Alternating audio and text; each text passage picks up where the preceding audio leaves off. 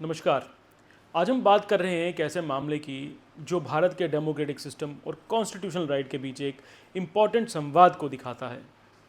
ये मामला है आम आदमी पार्टी के इकलौते एमएलए महराज मलिक से जुड़ा हुआ, जिनके वोटिंग राइट्स पर हाईकोर्ट का फैसला अब आ गया है। एक ऐसा फैसला जो कानूनी और लोकतांत्रिक दोनों दृष्टि से गहरा अर्थ रखता है।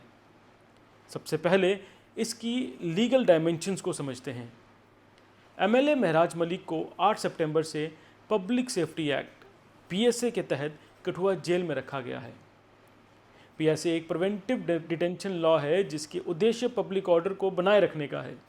मलिक ने हाईकोर्ट से ये अपील की थी कि उनका डिटेंशन एक इलेक्टेड रिप्रेजेंटेटिव के रूप में उनके कॉन्स्टिट्यूशनल ड्यूटीज़ को इफ़ेक्ट करता है, प्रभावित कर सकता है।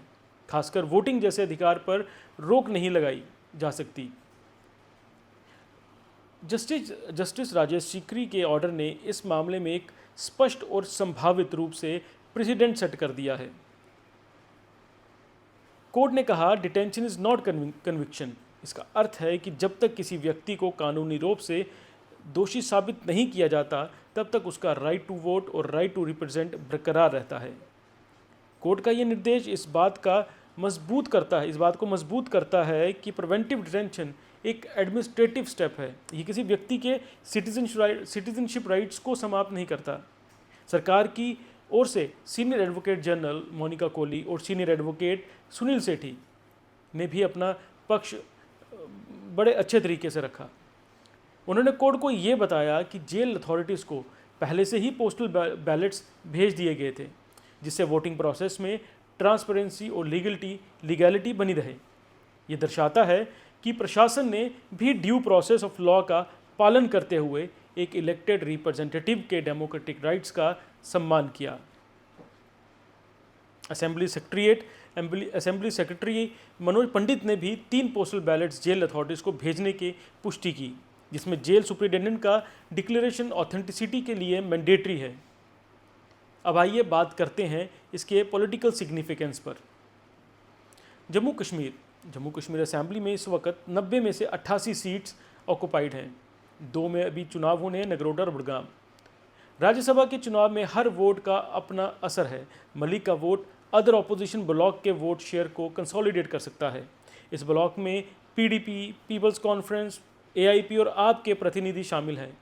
ये वोट रूलिंग कॉलिशन के कैंडिडेट के मुकाबले में ऑपोजिशन कोटा पूरा करने में योगदान दे सकता है। राज्यसभा चुनाव में प्रोपोर्शनल रिप्रेजेंटेशन सिस्टम लागू होता है, जिसमें एक वोट की मैथमेटिकल वेटेज बहुत इम्पॉर्टेंट होती है। नेशनल कॉन्फ्रेंस अपनी संख्या बल के साथ 4 सीट्स पर प्रत्याशी उतार रही है, जबकि बीजेपी 3 सीट्स पर दांव लगा रही है, इस उम्मीद में कि क्रॉस वोटिंग या अपोजिशन के वोट में फ़र्क पड़ सकता है, जो लगभग नामुमकिन है। मलिक का एक वोट इस इक्वेशन को सबटल पर इम्पैक्टफुल रूप से प्रभावित कर सकता है। ये ना सिर्फ एक पॉलिटिकल एक्सप्रेशन होगा, बल्कि ये भी दर्शाता है कि लीगल फ्रेमवर्क और डेमोक्रेटिक एथॉस की एक साथ चल सकते हैं। जब जुडिशरी और एग्जीक्यूटिव दोनों अपनी मर्यादाओं के अंदर रहकर अपना कार्य करते हैं।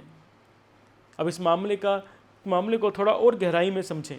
पीएसए का इस्तेमाल जम्मू कश्मीर में पहले भी कई परिस्थितियों में हुआ है, जहां लॉ एंड ऑर्डर के दृष्टिकोण से ज़रूरत महसूस की गई, लेकिन इस बार ये एक इलेक्टेड पब्लिक रिप्रेजेंटेटिव यानी एमएलए के संदर्भ में लागू हुआ, जिसे कानूनी विचार विमर्श का नया दौर शुरू हुआ। जिसके बाद हाईकोर्ट का ये निर्णय यहाँ एक हेल्दी कॉन्स्टिट्यूशनल बैलेंस बनाता है, जहाँ प्रिवेंटिव डिटेंशन के दायरे और डेमोक्रेटिक पार्टिसिपेशन के हक के बीच के संतुलित सीमा रेखा तय की गई है। अगर हम इसे एक लार्जर डेमोक्रेटिव कॉन्टेक्स्ट में देखें तो ये केस हमें ये याद दिलाता है कि रूल ऑफ लॉ और इंस्टीट्यूशनल अकाउंटेबिलिटी एक मजबूत डेमोक्रेसी के 2 स्तंभ हैं। इस फैसले से ये संकेत मिलता है कि प्रशासनिक व्यवस्था और जुडिशरी दोनों अपने अपने क्षेत्रों में एक दूसरे के चेक्स एंड बैलेंसेस के रूप में काम कर रही हैं, बिना किसी टकराव के। अब सबकी नज़र 24 अक्टूबर के राज्यसभा वोटिंग पर होगी, जहां ये देखा जाएगा कि महराज मलिक का एक वोट किस तरह से जम्मू कश्मीर की अगले दौर की पॉलिटिकल अलाइनमेंट्स को प्रभावित करता है। फिलहाल हाई कोर्ट का ये निर्देश एक बार फिर ये याद दिलाता है कि लोकतांत्रिक मूल मंत्रा रिप्रेजेंटेशन और रूल ऑफ लॉ दोनों तभी मजबूत होते हैं जब व्यवस्था और व्यक्ति दोनों अपनी मर्यादा में काम करें। हम इस न्यूज़ पर अपनी नज़र बनाए रखेंगे। हमें देखने के लिए धन्यवाद। फिर मिलेंगे। जय हिंद।